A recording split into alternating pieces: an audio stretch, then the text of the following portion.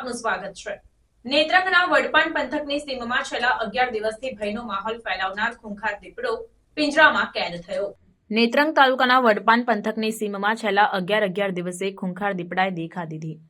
ત્યારબાદ વડપાન ગામના એક પશુપાલકની ગાયના વાછરડી પર હુમલો કરતા ગાયની બૂમાબૂમને લઈને પશુપાલકનું કુટુંબ જાગી જતા દીપડાએ શિકાર કરેલ વાછરડીને બચાવી લીધી હતી।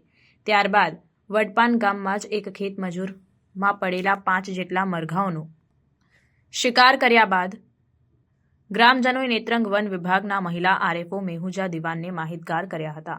તાત્કાલિક 14મી ડિસેમ્બરના રોજ વન વિભાગ થકી વડપાન ગામની સીમમાં પાંજરું મૂકવામાં આવ્યું। તેમ છતાં પણ આ ખૂંખાર દીપડાએ પોતાનો આતંક મચાવી રાખતા ભોટનગર ગામમાં રહેતા એક ખેડૂતના ઘર આંગણેથી 5 જેટલા મરઘાઓનો શિકાર કરી પોતાનો ભય હજુ ફેલાવતા વડપાન પંથકના ખેત મજૂરો ખેડૂતો ખેતી કામ માટે ખેતરોમાં જતા ભયનો માહોલ જોવા મળ્યો હતો।